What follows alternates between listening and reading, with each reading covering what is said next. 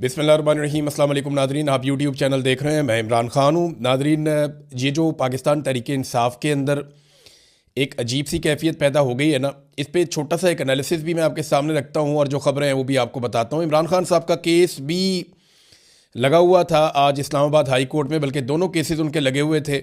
उसमें भी एक डेवलपमेंट हुई है और ये केसेस इस मौके पर दोनों इकट्ठे कैसे लग गए और किस तरीके से ये आगे बढ़ेंगे ये भी आपको मैं अभी बताता हूँ। और पाकिस्तान एक बड़े अजीबोगरीब सिचुएशन में फंस गया है मौजूदा रजीम के हाथों। उससे पाकिस्तान कैसे निकल सकता है और ये हालात पाकिस्तान को कहाँ ले जाएंगे। नंबर एक तो ये है कि इमरान खान साहब की बहनों पर भी तनकीद शुरू कर दी गई है। कोई दबे लफ्ज़ों में करता है, कोई खुले लफ्ज़ों में करता है। कुछ आर्टिकल उनके खिलाफ लिखवाए जा रहे हैं, कुछ उन्हें डिक्टेटर करार दिया जा रहा है। देखिए, इमरान खान साहब की जो बहनें हैं वो सिर्फ अपने भाई के लिए जाती हैं हर जगह पे। ये बात सबको अंडरस्टैंड करनी पड़ेगी। उनका पॉलिटिक्स से वो दे डैम केयर कि जनाब ये जो पॉलिटिकल पार्टी है पीटीआई वो क्या करती है क्या नहीं करती। उनके दिमाग में ये है कि हमारा भाई बाहर निकलना चाहिए, उसके लिए वो किसी से भी लड़ाई कर लेती हैं। इमरान खान साहब जो भी उन्हें कहते थे, अब वो बजाय ये सोचे कि इसके नताइज क्या होंगे, वो बाहर आके बोल देती थी। देखिए ना, अगर अलीमा खानम और बाकी लोग पॉलिटिकल होते जैसे बाकी पॉलिटिकल लोग सोचते हैं तो वो बाहर आकर अल्फाज को तब्दील कर लेते। लेकिन जो इमरान खान ने कहा उन्होंने बाहर आकर बिल्कुल वैसे ही वो बात की और पार्टी के लोगों ने शायद उस तरह से बात नहीं की। तो अब सूरत हाल ये पैदा हो गई है कि वो खुलकर कह रही हैं कि पाकिस्तान तहरीक इंसाफ जो कर सकती थी वो उन्होंने नहीं किया, और ये बात पाकिस्तान का सोशल मीडिया भी कह रहा है। इमरान खान साहब की पॉलिटिकल पार्टी जो है उसकी वो स्ट्रेंथ जो वो शो कर सकती थी, जितने बड़े पैमाने पे लोगों ने उनका साथ दिया, जितने बड़े पैमाने पे लोग उनके साथ खड़े हुए, उस तरीके से वो काम कर नहीं पाए। और इसके लिए अगर मैं कहूँ कि सबसे बड़ा कसूरवार कौन है, तो सबसे बड़ी गलती हुई गंडापुर साहब से। गंडापुर साहब को एतमाद भी मिला, मौका भी मिला, लोग भी बहुत बड़ी तादाद में उनके साथ चले। लेकिन गंडापुर साहब ने 2 मरतबा ऐसा किया कि पाकिस्तान तहरीक इंसाफ के अंदर जो एक तहरीक चलाने की कैपेसिटी थी वो बहुत बुरी तरह मुतासर हुई। अभी बार बार कोशिश करने के बावजूद तहरीक इंसाफ वो कैपेसिटी उस तरीके से दोबारा बढ़ा नहीं पाई। हाँ, एक मोमेंटम बनाया सुहेल अफरीदी ने और वो कुछ और चीज़ें करने की बात कर रहे हैं, लेकिन क्या ये हो पाएगा। एक तरफ इमरान खान साहब की बहनों के ऊपर तनकीद जो है वो शदीद हो गई है, वो तेज़ हो रही है, और पार्टी के जो ज़राए हैं वो ये कहते हैं, जो इंटरनल मीटिंग्स हो रही हैं उनमें यह तय किया गया कि इमरान खान साहब को मुज़ाकरात के ज़रिए बाहर लाया जाए, सड़कें कोई ऑप्शन नहीं है। अब एक सवाल ये पैदा होता है कि अगर ये मुज़ाकरात करते हैं हुकूमत के साथ तो किन शराइत के ऊपर मुज़ाकरात करेंगे। देखिए, मुज़ाकरात जब भी करने हैं तो शराइत तो इमरान खान साहब की है, और उनकी जो आखिरी 3-4 शराइत है वो मैं आपके सामने रख देता हूँ। एक, वो पहले ये कहते थे कि आप मैंडेट वापस करें, अब वो ये कहते हैं कि पाकिस्तान में नया इलेक्शन करवाएं। दूसरा, वो ये कहते हैं कि 26 नवंबर और 9 मई के हवाले से आप जुडिशल इंक्वायरी करवाएं, सीसीटीवी फुटेज निकालें और बताएं कि किसने ये कत्लेआम करवाया। इन चीज़ों को आप चेक करें। तो ये इतने सख्त मुतालबात हैं। और एक वो ये कहते हैं कि जितने लोग बेगुनाह जेलों में कैद हैं उन सब लोगों को रिहा भी किया जाए। फिर वो अदालतों की बात करते हैं, आइन की बात करते हैं। चलें, ये तो बात की चीज़ें हैं, लेकिन इन शराइत के ऊपर क्या हुकूमत मान जाएगी कि फ्री एंड फेयर इलेक्शन करवा दिया जाए? तो मुझे नहीं लगता कि ये हुकूमत फौरी तौर पे इलेक्शन करवाने के मूड में है। इनकी हालत बहुत ख़राब है। ख़ास तौर पे इनका हर फैसला आवाम नापसंद करती है, और ये फैसले भी इसी तरह के, कभी जहाज़ ले लेते हैं, कभी झूले ले लेते हैं, कभी गाड़ियाँ ले लेते हैं। तो ये इससे बाहर नहीं निकल रहे, और ये दावे करते हैं आवाम की खिदमत के, और सिर्फ अपने जलसे जुलूस और तस्वीरें, इसके ऊपर इनकी पूरी पॉलिटिक्स चल रही है। ग्राउंड के ऊपर इन्होंने गरीब आदमी के लिए किसी किस्म का कोई काम नहीं किया। अब इमरान खान की मर्जी कैसे शामिल करवाई जाए?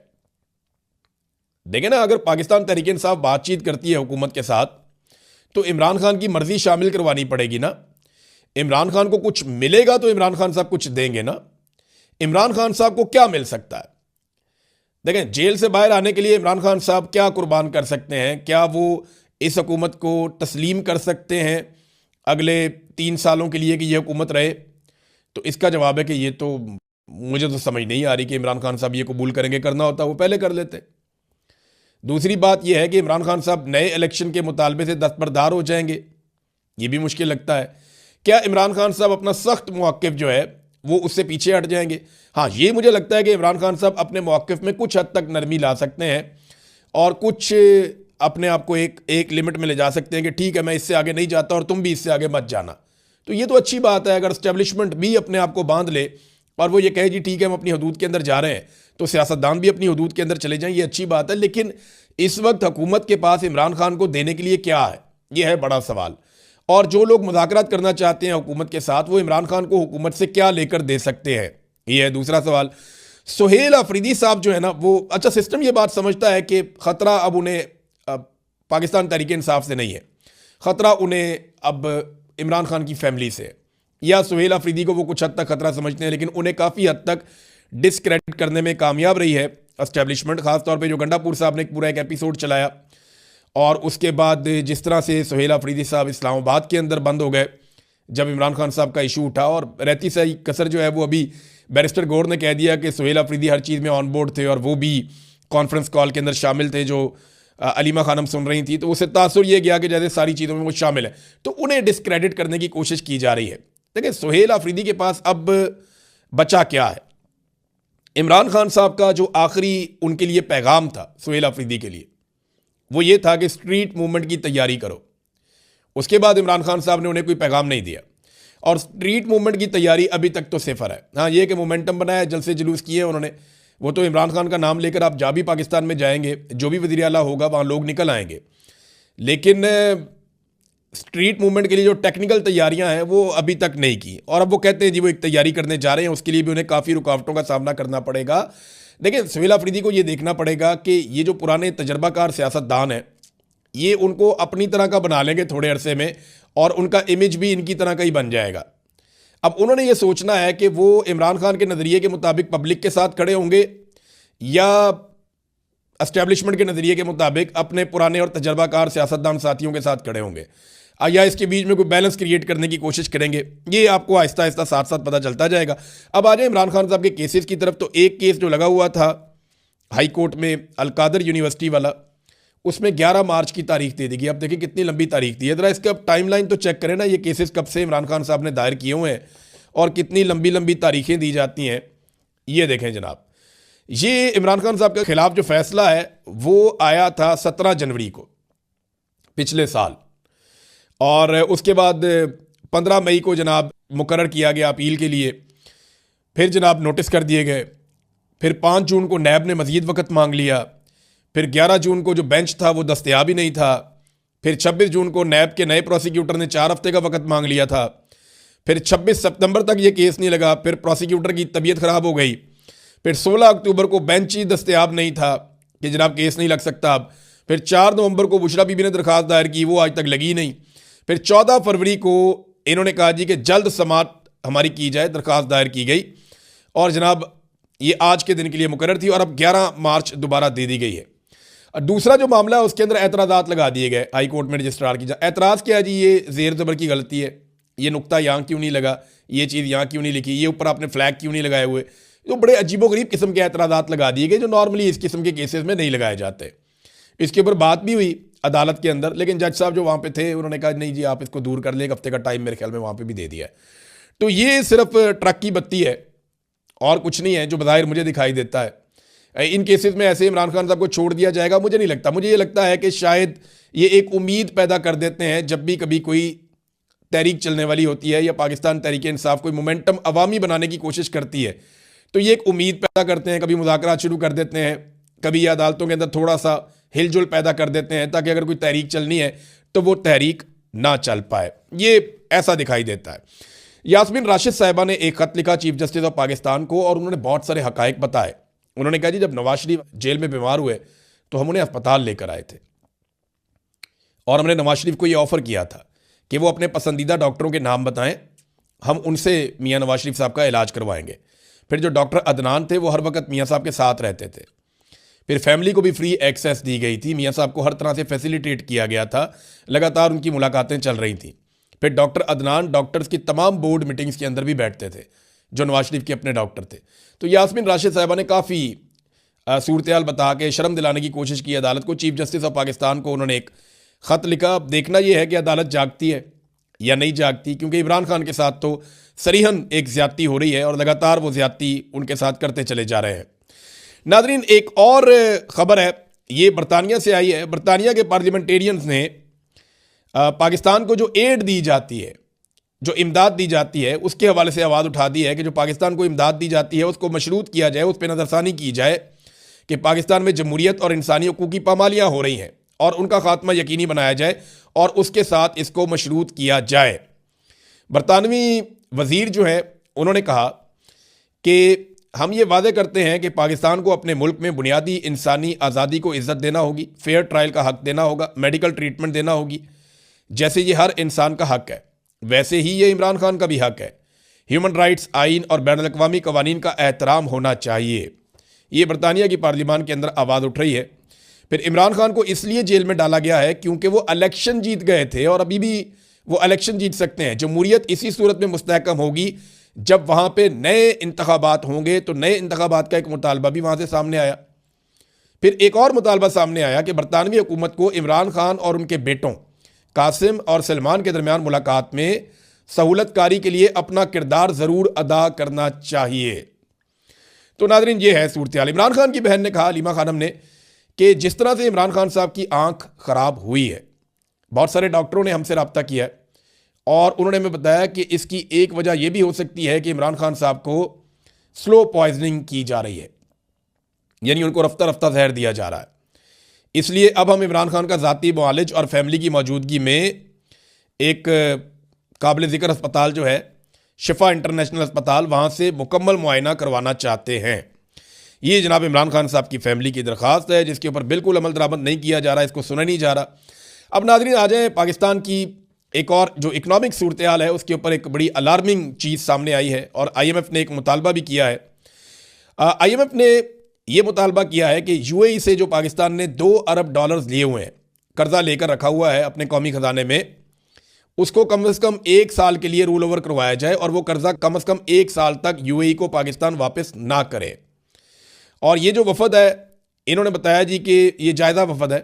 इन्होंने कहा जी कि UAE का $2 अरब डिपॉजिट 1 साल के लिए रोल ओवर ना होने पर बड़े हालात ख़राब हो सकते हैं और पाकिस्तान के लिए मुश्किलात पैदा हो जाएंगी। पाकिस्तान ने यकीन दहानी करवाई है कि हम करवा लेंगे। देखिए, UAE ने $2 अरब का जो कर्जा है उसको पहले 1 महीने के लिए और फिर 13 फरवरी को 2 महीने के लिए रोल ओवर किया था। पाकिस्तान ये कोशिश करेगा कि कम से कम 1 साल का टाइम मजीद मिल जाए। अभी जो टाइम है पाकिस्तान के पास वो अप्रैल के मिड तक का टाइम है और अगर उसके बाद देखें बजट आ रहा है और अगर बजट में IMF ने हाथ खींच लिया या मजीद कड़ी शराइत लगा दी तो ये हुकूमत मजीद मुसीबत में पड़ जाएगी। अवाम को कोई रिलीफ नहीं दे पाएगी बल्कि अवाम की कमर ये मजीद तोड़ देंगे। तो UAE से उनको मनाना बहुत ज़रूरी है और उनको मनाने के लिए आपको पता है फिर बहुत सारों को मनाना पड़ेगा। UAE जो है वो अपने पैसे को इस्तेमाल भी कर सकता है, उसको खित्ते के अंदर अपनी अजारादारी का बड़ा आजकल UAE का एक ट्रेंड चल रहा है। वो सूडान के अंदर भी मुदाखलत है उनकी, लीबिया के अंदर भी, सोमाली आइलैंड में भी और यमन के अंदर भी, और सऊदी अरब इस मामले पे नाराज़ भी है UAE से कि वो ये काम ठीक नहीं कर रहे, बल्कि उसका उन्होंने इजहार भी किया है। तो UAE जो है वो अपना एक बहुत तगड़ा उन्होंने एक अपना सतून खड़ा कर दिया है और पाकिस्तान के लिए प्रॉब्लम ये है कि वो $2 अरब उनसे रोल ओवर करवाने हैं या कोई और पाकिस्तान को ये पैसा दे दे। तो अब पाकिस्तान इसके बदले में किस किस्म का कंप्रोमाइज़ करेगा ये देखना पड़ेगा। देखिए, बांग्लादेश में जब इनकलाब आया ना तो उसके बाद डॉक्टर मोहम्मद यूनुस को लाया गया। डॉक्टर मोहम्मद यूनुस आए और 18 माह तक वो वहाँ पे रहे और फिर उन्होंने इलेक्शन करवा दिए।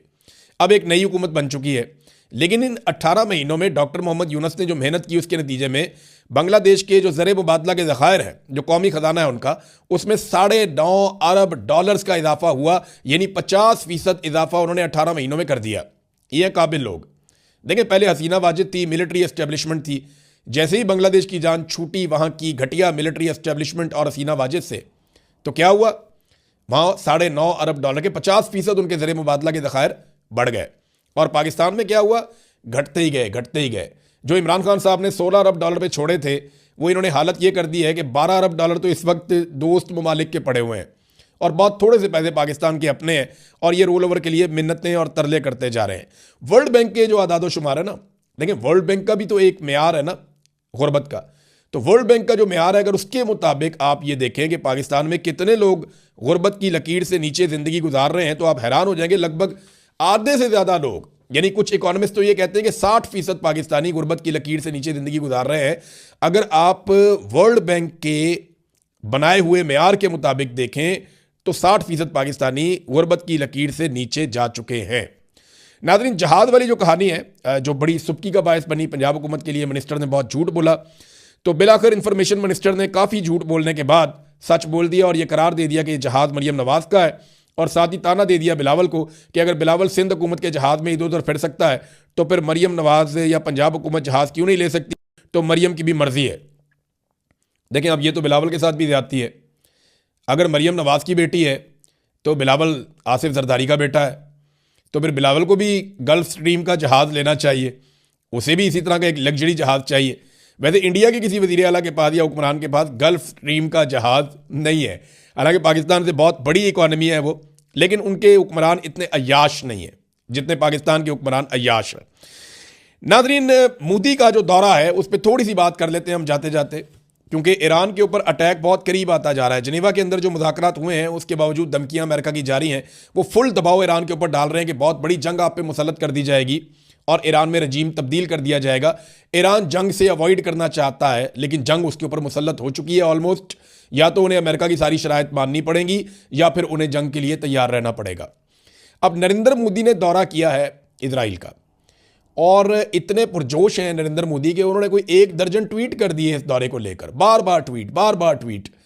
और ये एक बड़ा ज़बरदस्त ताल्लुक है इसराइल का और भारत का। ये पाकिस्तान के खिलाफ भी कई मरतबा इस्तेमाल हुआ है। देखिए, पाकिस्तान ने डोनाल्ड ट्रंप तक जाने के लिए मोहम्मद बिन सलमान के लिंक को इस्तेमाल किया था। और एक बात मैं आपको बता दूं कि पाकिस्तान के सऊदी अरब के साथ शानदार ताल्लुकात हैं, बेहतरीन ताल्लुकात हैं, लेकिन मौजूदा हुक्मरानों से जो इस वक्त रजीम है पाकिस्तान में, उनसे इस वक्त की सऊदी हुकूमत कुछ ज़्यादा खुश नहीं है।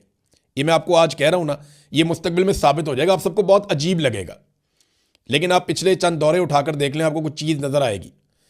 बस आप गौर करते जाएं, कुछ दिनों में आपको बहुत सारी चीज़ें नज़र आएंगी। मैं ज़्यादा कहना नहीं चाहता क्योंकि 2 मुल्कों के ताल्लुकात का मामला है।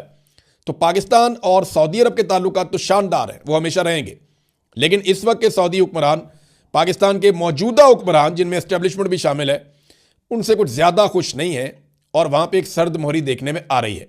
बहरहाल, हमने जब पाकिस्तानी एस्टेब्लिशमेंट ने, आसिम मुनीर ने, शहबाज शरीफ ने ताल्लुक बनाना था डोनाल्ड ट्रंप से, तो मोहम्मद बिन सलमान के लिंक से ये लोग आगे बढ़ते हैं। उधर जब मोदी ने अपने मामला ट्रंप के साथ सीधे करने हैं तो नेतन्याहू को वो इस्तेमाल कर सकते हैं, और नेतन्याहू ये कैपेसिटी रखता भी है क्योंकि डोनाल्ड ट्रंप नेतन्याहू को बहुत ज़्यादा अपने करीब रखता है, और डोनाल्ड ट्रंप और नेतन्याहू ऐसा लगता है जैसे कि एक सिक्के के 2 रुख हैं, वो एक दूसरे को बहुत सपोर्ट भी करते हैं। तो ऐसे में नेतन्याहू के लिए ये मुश्किल नहीं होगा। जो मोदी ने नेतन्याहू के साथ टाइम गुजारा है, तो इसका मतलब है कि डोनाल्ड ट्रंप के साथ भी उनके मामला ठीक होने वाले हैं। तो क्या इसमें पाकिस्तान के लिए अच्छा होगा, बुरा होगा? देखें, हर एक मुल्क को अपना हक है कि वो खुलकर अपने ताल्लुकात बनाए। इंडिया भी अमेरिका से ताल्लुकात बना सकता है, पाकिस्तान भी बना सकता है, लेकिन नॉर्मली जब पाकिस्तान और इंडिया जैसे ममालिक होते हैं जो एक दूसरे की मुखालफत में होते हैं, तो इन चीज़ों का एक दूसरे पे असर ज़रूर पड़ता है। और याद रखिएगा, मोदी जख्मी है, मोदी को मार पड़ी हुई है, उसके तैयारे गिरे और डोनाल्ड ट्रंप ने उसकी बहुत बेइज्जती की है। तो पाकिस्तान को बड़ा विजिलेंट रहना पड़ेगा इस हवाले से कि मोदी से आप कुछ भी आप उससे एक्सपेक्ट कर सकते हैं। लिहाजा we have to be very careful. अब तक के लिए इतने, अपना ख्याल रखिएगा, अपने चैनल का भी। अल्लाह हाफ़िज़।